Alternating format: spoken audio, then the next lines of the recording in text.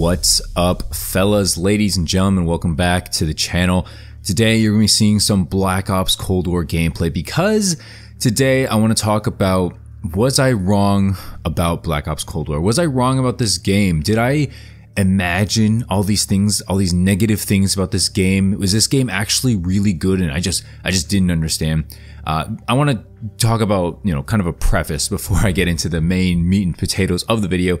The reason for this video is because I made a Cold War Year 2 video, which honestly kind of blew up for my channel at least. I think it has like about 3,000 views right now, which is pretty good for my channel, pretty good for most COD channels at this point, considering how dead Call of Duty is as a topic. But overall, you guys really seem to like it, and kind of like the resounding sound that I heard in the comments section, like over and over again, was that Cold War wasn't that bad a game, or that it became a better game like at the end of its life cycle, and that like we should have had a Cold War Year 2 instead of like a Vanguard Year 1 at all, which I thought was pretty funny, right? I kind of share that sentiment, but at the same time, I'm not gonna lie to you guys, I did not like Cold War during its life cycle. I think it goes without saying, yet I'll say it anyway. Call of Duty titles get better with age, okay? You look at Modern Warfare now compared to when it first launched, it's not even the same game, right? It's got, what, 3 times the amount of maps, way more weapons, much more balance and perks and weapons, things like that, like much more balance overall. Spawns have been tuned. Just overall a completely different game, right? And obviously that goes for Cold War. That's probably going to be the case for Vanguard as well. That's why we have this COD cycle as COD fans, where we hate the new game because it's nowhere near done. And that's why I'm super glad that Microsoft at least is going to be taking a year off in terms of like, not releasing a COD for 2023. And I think that's going to be good for the Ultimate series and good for franchise fatigue. It's going to kind of give us a year to breathe and actually level up and grind guns that will, hey, stick around for a year. What a concept. So yeah, that's kind of the backstory as to why I wanted to talk about this video overall. The gameplay you're watching in the background is pretty irrelevant. I could not tell you the name of this first map here, but the second map, I also couldn't tell you the name, man. I'm sorry. I'm bad with COD maps at this point, especially DLC maps. If I didn't play it on at launch, or if I don't play the map like often, which basically means I don't play the game often, I really can't tell you, what the maps are called or anything. I think it's called Deprogrammed now that I'm thinking about it. It's an okay map. You guys probably haven't seen gameplay of it because if you liked Cold War, I mean, there might be something wrong with it. I don't know. But, if you didn't like Cold War, you probably never seen it. Before I jump into kind of my overall like year-end review, I guess you want to call it. I don't know if you want to call it a year-end review, but Cold War a year later. That's what we'll call it, right? Let's make sure to leave a like, subscribe if you're new. You guys know the drill, For those of you who are new, there have been some new people actually recently coming by. Some people came by on that Rebirth video, which kind of blew up a little bit. Also hit about 3K subs or 3K viewers when I'm recording this video, so I appreciate that. And as always, for those of you who are new to the channel, I do my best to upload every single Monday and Thursday. I uploaded a bonus video on Tuesday, I believe, this week, mainly because I had some extra time and because, hey, there was something to talk about. I don't like having a 2-day-a-week schedule, but when Call of Duty doesn't provide content and there's nothing to discuss, I'm not going to force videos. That's just kind of how I'm going to work from now on. Again, of course, like when Modern Warfare 2 comes out and when there's rumors and leaks, of course I'm going to cover them, probably much more timely than Monday, Thursday, but we'll get to that when we get to that. Let's stick with Cold War for now. When it comes to Cold War, when it comes to Call of Duty in general, I like to talk about the maps first because the maps dictate how I'm going to feel about the game to the biggest extent, right? More than time to kill, more than guns, more than playlists. Playlists play a decent part as well, but like maps are the big thing, right? If 95% of the maps suck, the absolute suck, I can't play them, I'll back out every time, guess what? I'm not going to enjoy the game, right? If 95% of the maps are good, are playable, are enjoyable, I'm probably going to like the game. That's what I mean, right? It's very dictative of how I'm going to feel because I'm a very map-specific person because I'm very driven based on how people play the game. And if the maps are bad, as in it encourages people to camp, it encourages people to sit in corners or play a playstyle that I personally don't like, I mean, I'm not going to like the map. I'm not going to like the game. That just goes without saying. Overall, and in terms of initial maps on Cold War, I have to give it a 5 out of 10.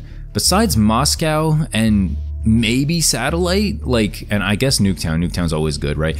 There's really not a lot of maps that I can name that are good, right? Like Cartel did not like it was a cool concept, did not really like. I mean, like I said, Moscow was good. Checkmate, I think, no, I'm just not a fan of the maps. I think they're very structured in a very competitive setting. They're 3 lane, right? But there's also like a lot of unnecessary complications within the 3 lanes that just kind of drove me personally away. I know a lot of people like them. You know, a lot of people liked ranked play in Cold War. I'm not going to discuss that because I barely played it. I'm not going to lie. It's not like Vanguard where I actually played ranked play a decent amount. And also, that goes without saying, I'm not going to talk about like zombies or campaign in Cold War because I don't really play those anymore. I played a good amount of zombies, but I mean, it was kind of like mindless at the same time. I was just going for camos. So I don't want to say like I'm an expert at zombies. Transitioning over to the next gameplay, probably around here at some time. Let's talk about weapons next. Overall, weapons didn't feel like Cold War to me. I didn't think they were bad or anything, but it just didn't feel like Cold War. It didn't give me that feel that like, hey, we're in the past, you know, like, I don't know, like it just didn't feel, I don't know how else to explain it. I think that the weapons were fine. I'm going to go ahead and give it a 6 out of 10. But, you know, Cold War is not a game where I'm going to come back to and be like, hey, I remember like all these weapons from the game, right? I'm not going to remember any of these, especially, I don't even remember most of them now, right? It's only been like a year. So that's what I'm saying.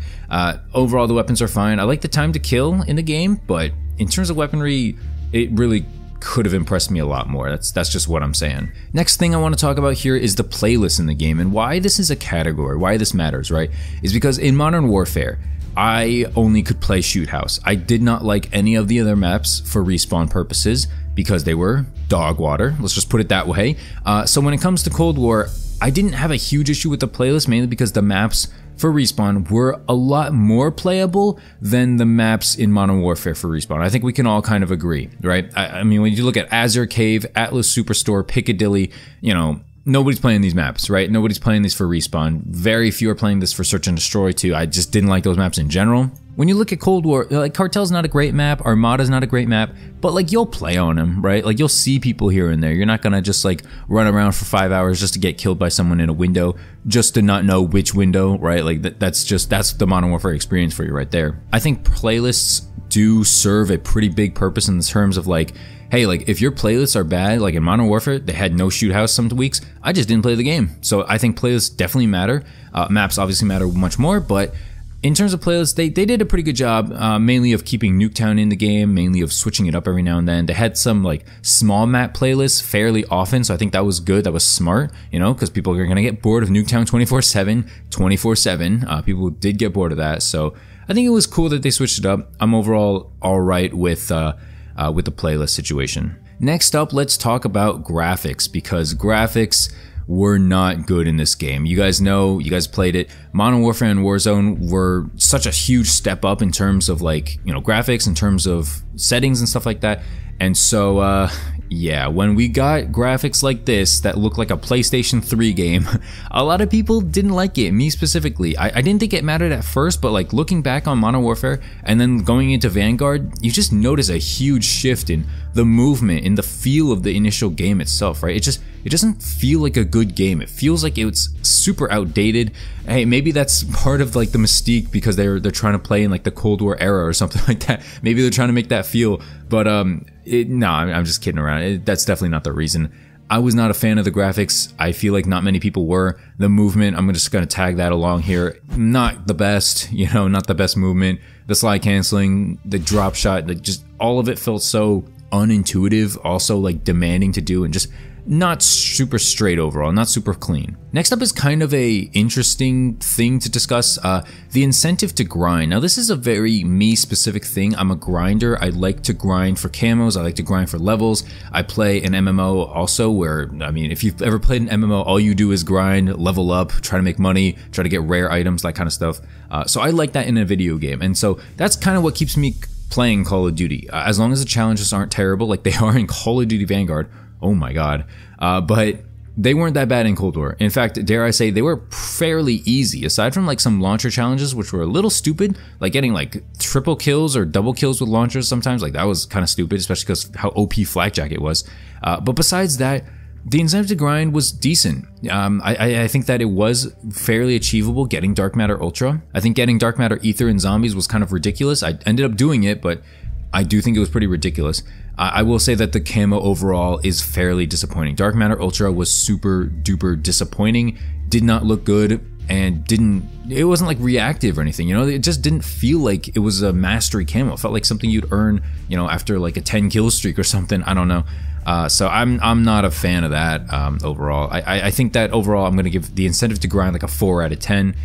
So that's Cold War so far. And lastly, the DLC is pretty good. I'm not going to lie. A lot of the DLC maps, a lot of the DLC guns were good ideas. You know, some of the shotguns, some of the ARs, the SMGs, they were fun. They got me playing the game again, so they did their job. I will say the unlock challenges to get them was absolutely ridiculous and stupid. So I'm not going to give it credit for that, but when it comes to DLC overall, I think it was fine. It did a good job. So overall, Cold War was a very mid Call of Duty, right? Like nothing really stands out in this game. I think DLC I'm going to give like a 6 out of 10 as well. When it comes to personal rating in this game, like basically all of the categories that I listed, maps, weapons, playlists, graphics, incentive to grind, DLC, all of it is fairly low to mid. You know, it's like a 5 out of 10, a 2 out of 10, a 3 out of 10. You know, a lot of these things are just very mid, very not fun, not very fun to grind, not very fun to play. So personally, I don't think I missed on Cold War. I feel like Cold War was mid, and I feel like a lot of people thought it was complete booty cheeks, but I would honestly say it's mid. You know, at the end of the day, it's probably like a 5 out of 10 Call of Duty game. I don't know if I'd go back to it, but it is what it is. Let me know your thoughts in the comment section down below, and thanks so much for watching. Hopefully you guys have a great rest of the day. Subscribe if you're new, leave a like, and I'll see you in the next one. Follow me on Twitter, Twitch, and Discord, and peace out.